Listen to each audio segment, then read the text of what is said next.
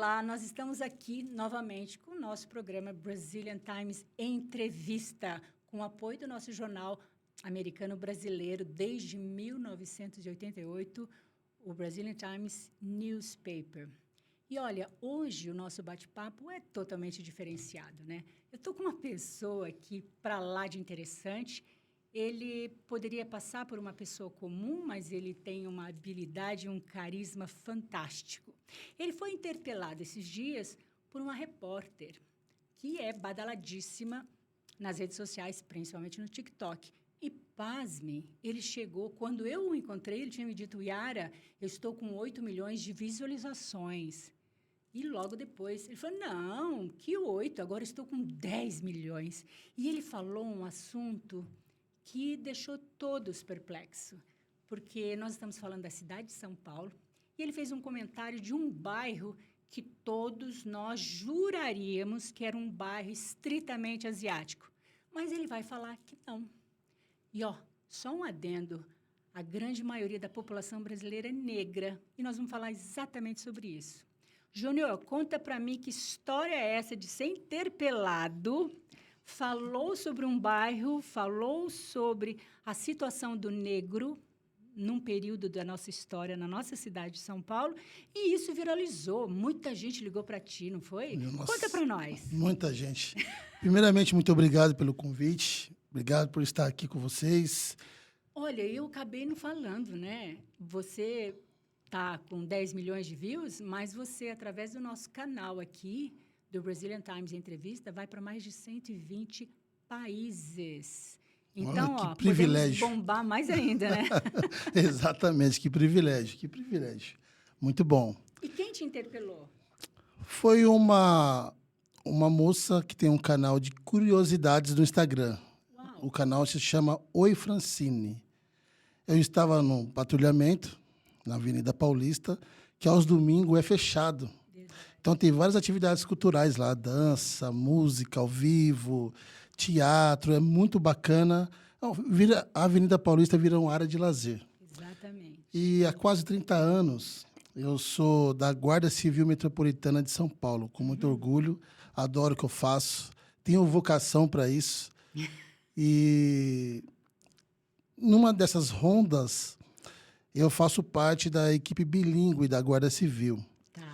E lá, como ponto turístico, nós fazemos um policiamento ostensivo naquele local. E passando por lá,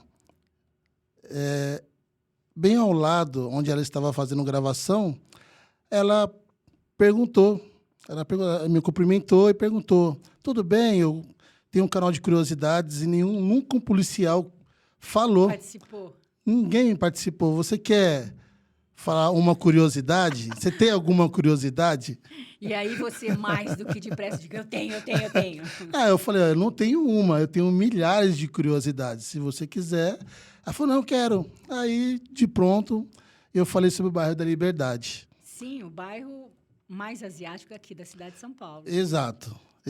As pessoas... Conhecido como o bairro japonês. É conhecido como bairro japonês. Que tem toda a arquitetura voltada, né, para a arquitetura japonesa, Isso. com todos os ícones do Japão. Muito exatamente, é um lugar bacana, até como região gastronômica também, é bem bacana lá, bem estruturado. Tem uma feirinha fantástica ali. Tem, aos finais de semana bomba lá, muito bacana. Só que, além disso, nós temos a questão histórica. Né? Foi aí que eu falei e parece que as pessoas aqui do Brasil gostaram muito, porque eu fui consultar, até ontem estava 13 milhões já.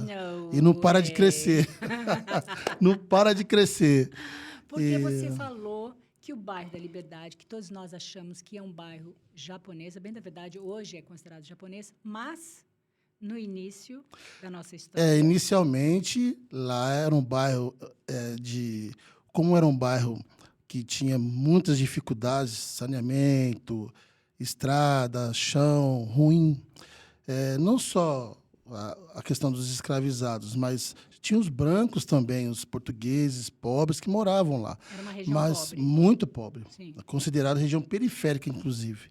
Só que, após a abolição, muitos ex-escravizados se estabeleceram lá, justamente porque era margem da sociedade, era marginalizado.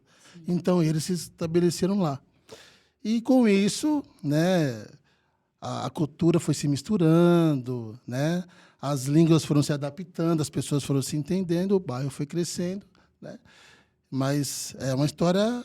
É uma história interessante, É muito né? interessante porque liberdade, o nome, a palavra liberdade, ela vem do castigo que era Dado. dado aos negros, Oh, principalmente aqueles que questionavam, aqueles que realmente iam contra aquela sociedade vigente. é os supostamente rebeldes, né? Supostamente rebeldes, mas, na verdade, era realmente contrário a toda aquela opressão que tinha. E aquele local, ele servia de castigo. Então, eles enforcavam as pessoas. Meu Deus. E alguns grupos daquela região se encontravam para gritar liberdade, liberdade, antes dos enforcados. Antes de eles serem enforcados. E, como símbolo desse movimento que era quase que diário, nós temos o Chaguinhas, que foi um soldado, né? Ele se revoltou contra o tratamento que os soldados negros tinham na Marinha, tiraram ele do Rio de Janeiro e vieram enforcar aqui em São Paulo, justamente para servir de exemplo. Então, tentaram enforcá-lo 3 vezes, a corda arrebentava. Meu Deus. E o grito liberdade, liberdade só aumentava com a população. Ganhava mais força. Só que, como a crueldade fazia parte de todo esse rito, o que eles fizeram? Esquartejaram ele. Mataram ele a paulada primeiro, depois esquartejaram o seu corpo. É uma história triste demais, mas que conta a história da nossa cidade e que é muito interessante a gente saber, porque não podemos nunca, né, Júnior, esquecer que, apesar da nossa cor, branco, preto, amarelo, nós somos todos iguais, né? Perfeito. E não tem porquê, mas é necessário a gente levantar e falar sobre a nossa história para que isso sirva de exemplo, para que a gente guarde todas as informações, para que nunca esse veio dessa ditadura, seja ela qual for, volte a imperar na nossa sociedade. Perfeito. Por isso que houve essa repercussão toda, porque a nossa sociedade ela não sabe disso.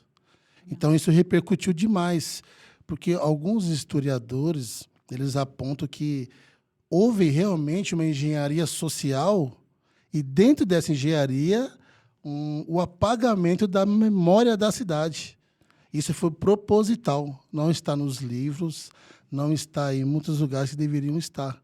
Então, quando você começa a estudar, a ler, você começa a abrir os horizontes, entender o contexto que a gente vive. E, como policial, Polícia Municipal de São Paulo, eu tenho obrigação de saber e servir melhor as pessoas. Uau, que coisa maravilhosa! Tá vendo, gente? É o que eu falei. Carisma, bom papo, totalmente envolvente. E, ó, voltamos a reafirmar, né, Júnior?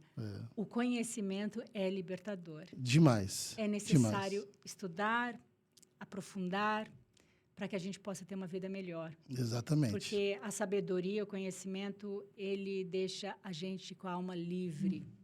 E conhecendo muito dessa história, apesar de uma história extremamente cruel e muito triste, novamente, né, serve para a gente saber o que nós não devemos fazer. Perfeito, é isso mesmo. E olha, gente, daqui a pouco tem mais informação, porque esse homem aqui, ó, é um poço de sabedoria. Muito obrigada, Júnior. Obrigado a você. Estou sempre à disposição. É um prazer ter ele aqui conosco e ele volta mais vezes. Obrigada. Um dia maravilhoso para todos vocês.